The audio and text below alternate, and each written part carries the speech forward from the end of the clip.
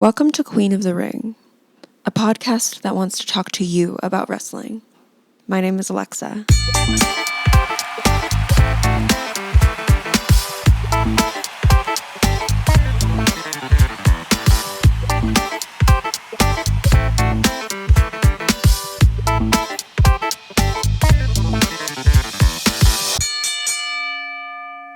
Today I want to talk about Jacqueline Moore, better known as Jacqueline, Jackie, Miss Texas, Sweet Georgia Brown, and even more.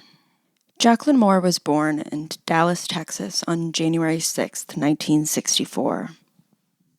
She has a few brothers, and she says that she grew up life as a tomboy.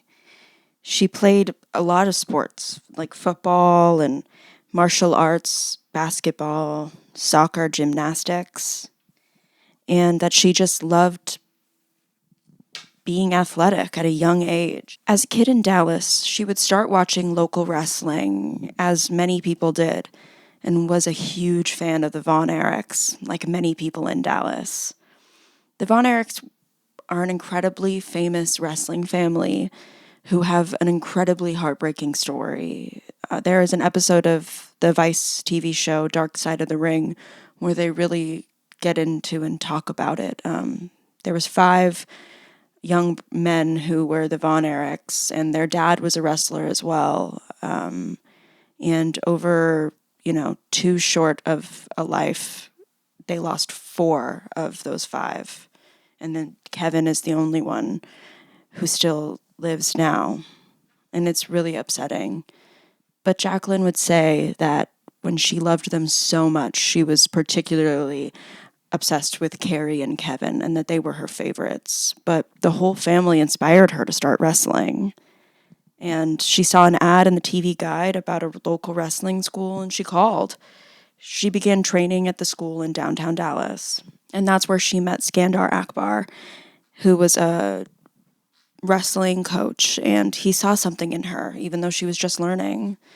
She was his only female student at the time, and she says that the men she trained with were really hard on her. They treated her just like she was any of them or any other man walking in and wanting to wrestle. But she says that she would bring this training and this strength with her throughout her career because she would go on to become an incredible intergender wrestler. So the men that she trained with really helped her take that into the professional wrestling space. She eventually becomes a 3rd-degree black belt in Taekwondo, and she would continue to expand into kickboxing and boxing in general. But as she got more into the wrestling business, since she's been an athlete her whole life, she says that the physicality of it all came pretty easily to her, but it was the in-ring psychology that it was a little bit harder to master. In 1988 to 1989, she made her debut for World Class Championship Wrestling, WCCW, under the name Sweet Georgia Brown, which was chosen by Skandar Akbar. I heard that he did this as he was paying homage to Susie Mae McCoy, who was the first black woman to win the NWA women's title, and her match was in Texas in the early 60s. I'm not sure if that's completely true, but if it is, McCoy also had sadly died in 1989, and so if it was to honor her, it couldn't have been paid at a better time. While working at WCCW, there's a lovely full circle moment for her where she talks about the Von Erichs wrestling there at the same time, and she said it just left her completely starstruck at her own job. In '89, Jackie continued wrestling under Sweet Georgia Brown and went on to Japan to wrestle for Frontier Martial Arts Wrestling, which is a hardcore promotion. And it was opened the same year by Atsushi Onita, who he himself had some great and incredible, groundbreaking hardcore matches between he and Terry Funk, a very famous wrestler. Frontier martial arts wrestling uses a lot of barbed wire and fire and those types of things, bats covered in barbed wire, that type of hardcore wrestling. Jacqueline wrestled Megumi Kudo while there, and Megumi Kudo was known for a lot of death matches and also bringing women into that space, bringing women towards death matches because they weren't very commonplace before that. But she was really known for replacing ropes with barbed wire and doing a lot of exploding matches, and she is just a complete legend on her own, and I 100% want to do an episode on her. With Megumi Kudo, Jacqueline would perform at the legendary Korakuen Hall, which is like the Madison Square Garden of Tokyo. And Jacqueline mentions in her shoot interview something I've heard many wrestlers say, but especially women who go train with other women wrestlers in Japan, that it is like a training experience that she never experienced in the United States. Like, it's completely different, way more intense. They're on, I think I heard once, it might be Leilani Kai who said this, but I could be wrong, that training in the United States, you know, you're getting down your movements, you're figuring it all out, and you think you're good at wrestling, and then you go to Japan and you start training with the women there, and it's like you've never wrestled before in your life because they do something completely different than even what the American wrestlers were used to during trainings. In the next few years, Jacqueline additionally competed in all different women's promotions, particularly Ladies of Professional Wrestling Association, which had opened in the early 90s and was considered a successor of Glow, except with reverse intentions.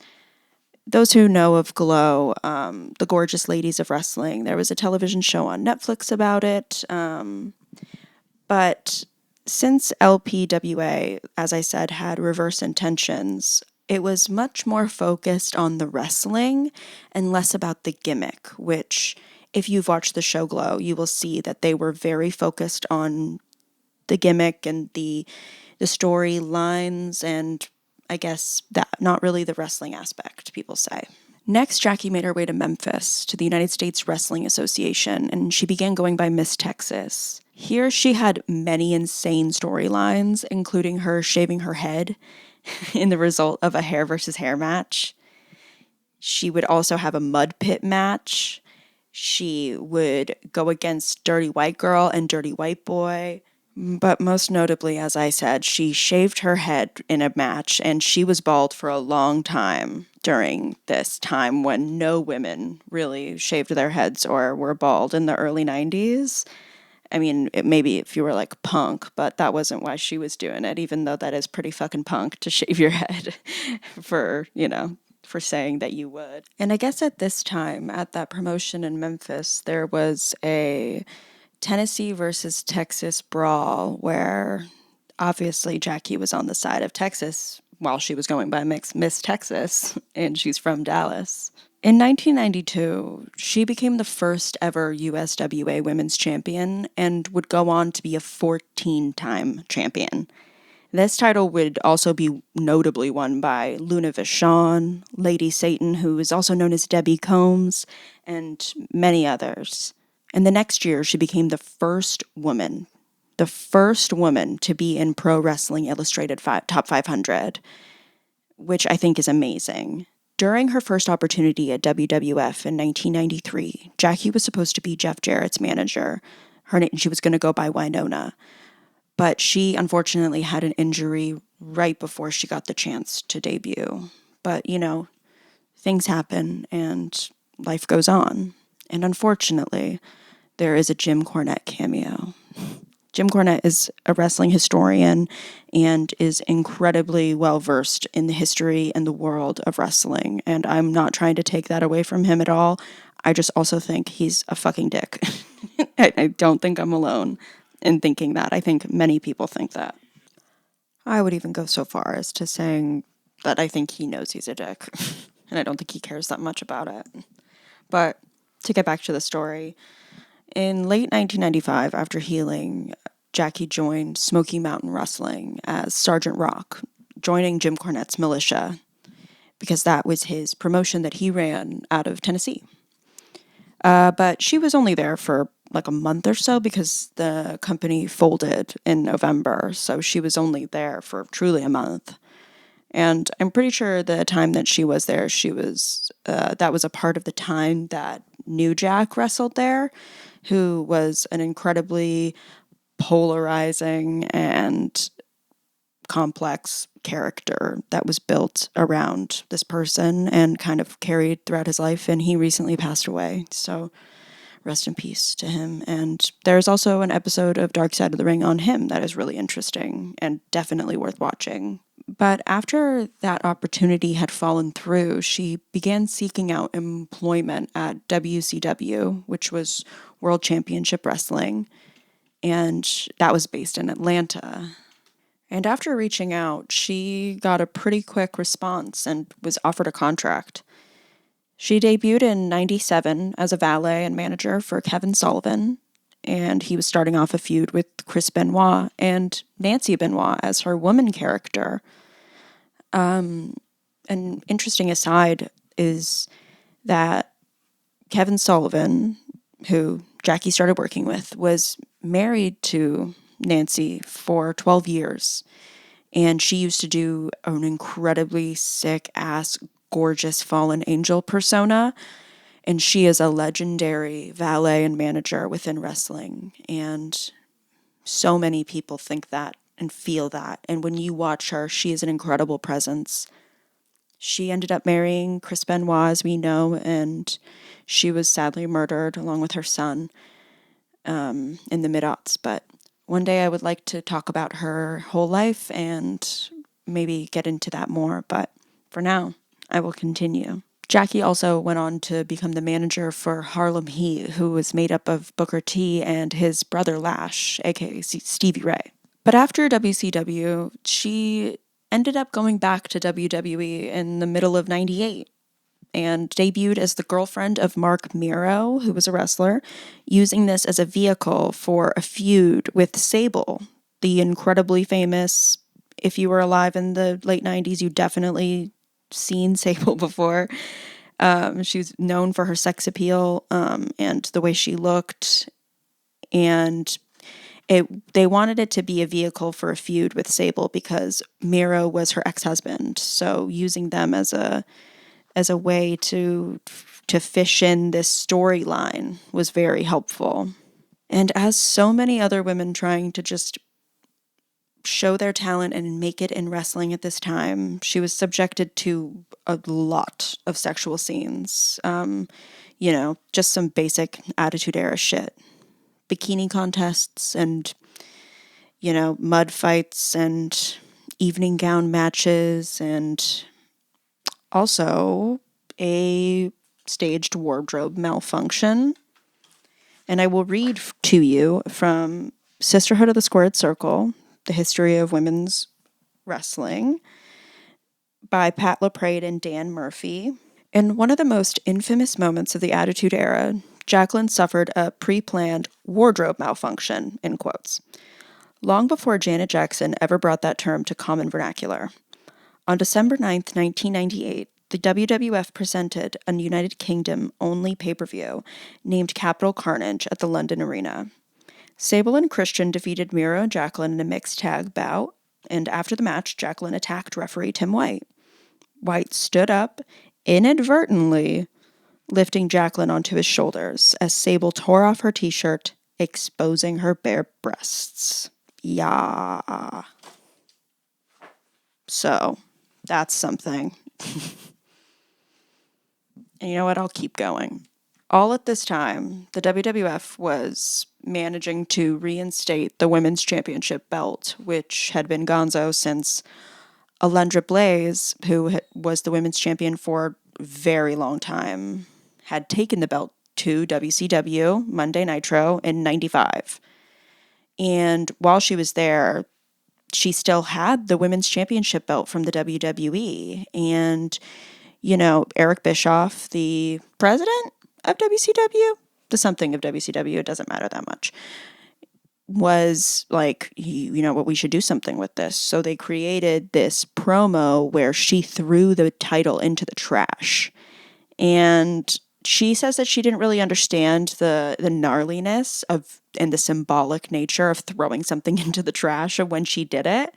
But since that had happened around '98, the WWE had just gotten their championship back for women. So the women's division was meant to be growing. And In 98, Jackie became the first Black woman to win the women's championship belt, and one of the first women to win it back after it had been defunct for so long. Jackie does not have the credit that she deserves in any way, shape, or form. After her stint with Miro, the same year she got the belt, she debuted with Terry Runnels, who was married to Goldust at the time, who is Dustin Rhodes, the son of Dusty Rhodes and the brother of Cody Rhodes. And she and Terry Runnels debuted as the Pretty Mean Sisters, PMS. Can't you just feel Vince Russo creating these storylines? Just doing so much for the women. I'm so happy. Once during a Raw episode, Jackie and Terry both came in on Miro and Goldust match and low-blowed them both, which I love. But additionally, there is an awful storyline where they became associated with Mark Henry and D'Lo Brown, where Terry says that D'Lo made her have a miscarriage after she was knocked off the apron by him, and then therefore made him PMS's servant.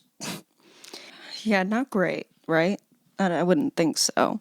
But in a shocking twist, of course, the WWE writers are like, women are liars. It is exposed that Terry was lying to D'Lo the whole time. And I swear to God, there's like a million fucking storylines like this. But on a better note, on April 12th, Jacqueline was in a 4-way match with Ivory, Sable, and Tori Wilson. And although, of course, nobody won, because why not? I think it was the first 4-way match for women in general, which is a big advancement, and they all deserved that and a million things more. And kind of going off of what we were talking about with D'Lo Brown and Terry and that fucking weird storyline, it reminds me of really what one of my favorite things to do, aka one of my least favorite things to do, is check out the craziest storylines that like fucking Vince Russo forced all of these people into doing. Like, for example, PMS also had this super weird thing with a wrestler that was named Meat. Ugh. Where they would use him for his body and like force him to have sex with them as the storyline. Like, I hate these fucking writers. They wrote that. They wrote that down. They were like, you know what, non-consensual sex with this fucking literally dehumanized wrestling man named Meat. It's so terrible. To continue. Jackie in 2000 became women's champion for the second time by beating Harvey Whippleman, who was a wrestler that would perform his wrestling in drag as Harvina. And by in drag, I mean like literally just like a wig and a bra with nothing underneath it, and, you know, like bad drag, not real drag. She continuously had a really cool feud with Luna Vachon, and she talks about that she was a really big fan of that feud because she really liked working with her. And Jacqueline also had a really sick feud with Lita, Amy Dumas, which I've talked about a little bit before. And in 2001, Jacqueline became one of the first coaches to be on the series Tough Enough. And God fucking damn it, is she not the kindest, most tender coach that is there by leaps and bounds. Like, you know, the other coaches are Bill DeMott, who we've heard now is just, you know, a man that has been affected by growing up in a place that is misogynistic at its core and white supremacist at its core. We live in a structure that is promoting the superstructure of white supremacy and misogyny, and people just get lost in that. And Bill DeMott was one of them that, you know, took his racist, sexist, you know, ideals with him into training where he would put it on these people. And I'm not saying that it's true that it just happens in wrestling. I'm saying that that is something that happens everywhere. And once we start to realize the superstructures that we exist in, we can try to break through them and be aware that it's not individual people, it's the whole world. This is what we've created. Sorry, I'll stop now. I'll get off my thing and I'll continue to talk about wrestling.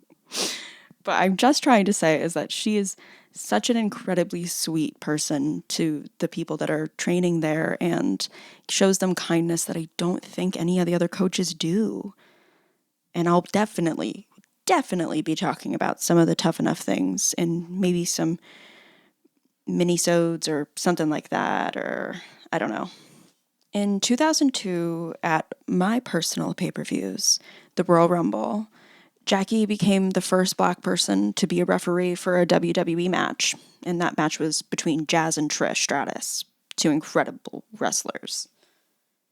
And that same year, there was a WWF edition of Fear Factor where Jackie placed second behind Matt Hardy in such a funny way, too, that like they have this last challenge. It's just she and Matt does it, and then she climbs all the way up this tall thing, and Joe Rogan is like, you got it, you can do it. And she looks down and is immediately just like, no, I'm done. Thank you. I don't want to do this.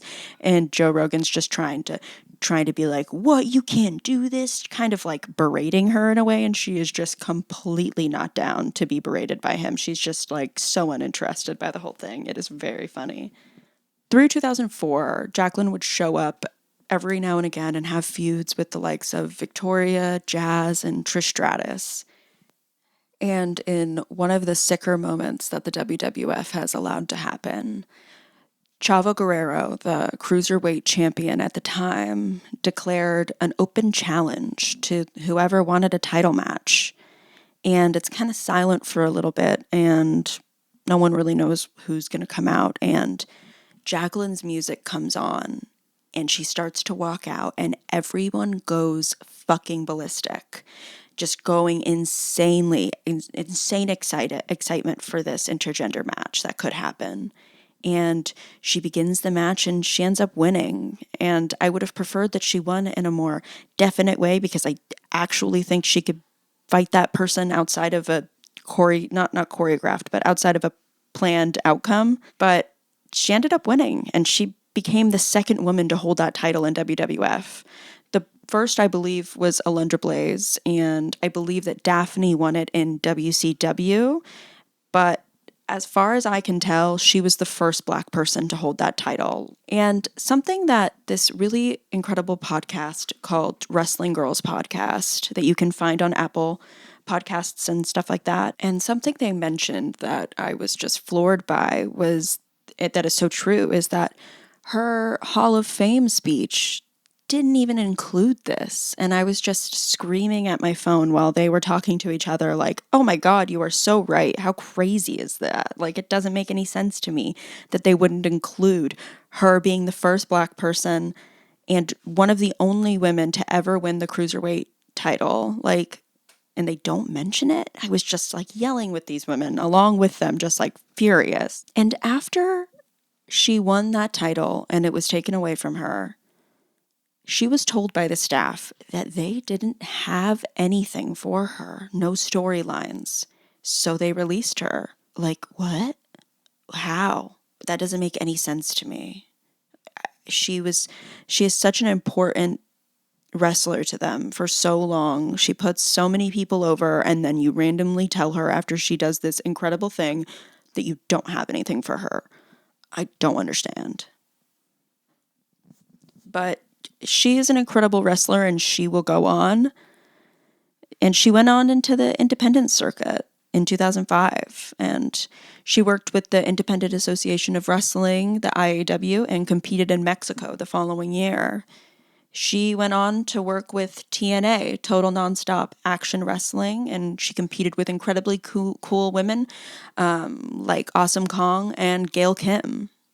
And, you know, notably, the first steel cage match was there taking place between Gail and Jackie.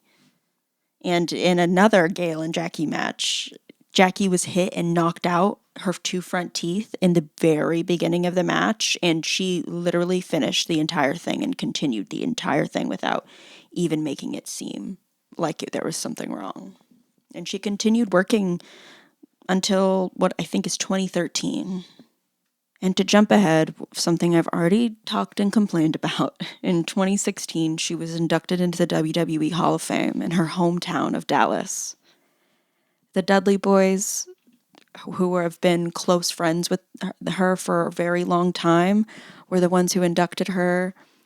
And she makes this really lovely speech. And to continue on the fucking huge list of firsts that she has, she was the first Black woman to be inducted. She was in the first ever Women's Royal Rumble in 2018, which she must be, right? She has to be. And so many women have cited her as their inspirations. Sasha Banks, Naomi, Bailey, even people who worked with her regularly, Jazz and Trish Stratus. They say that they owe her for her patience and kindness while they were training themselves and they were competing with her. Throughout my research, I couldn't find much on her personal life, which I very much respect. I know that she's been married for a while, and I understand if she doesn't want people to know her stuff. This year, WWE released a top 50 greatest women, and Jacqueline was only number 32, leaving fans pretty fucking mad and saying it doesn't make any sense. It just doesn't make any sense why she would be that low. She needs to be in the top 10 at least. And in the same vein, I do not understand why she doesn't have a WWE biography. I mean, there are many more biographies done on men, but there are some women who have gotten a book, and I think that Jacqueline would 100% be one of those people. And I, of course, understand if she didn't want that, and, because not everybody wants something like that, someone digging into their past and doing all of this stuff, creating this book. But if she wasn't given the opportunity to have one, I'm furious. I don't understand. It makes no sense. I would have read that book 3 years ago if she had. And that's kind of where I close. I just wanted to talk about someone who I think is so incredibly talented and important in the history of women's wrestling. And I hope you enjoyed it. Thank you. If you happened to make it this far, I want to say thank you so much for listening. Queen of the Ring was written by me, Alexa Pruitt. The music is by Kreider Dane of Helter Skelter Music Productions. If you liked what you hear, join me next week.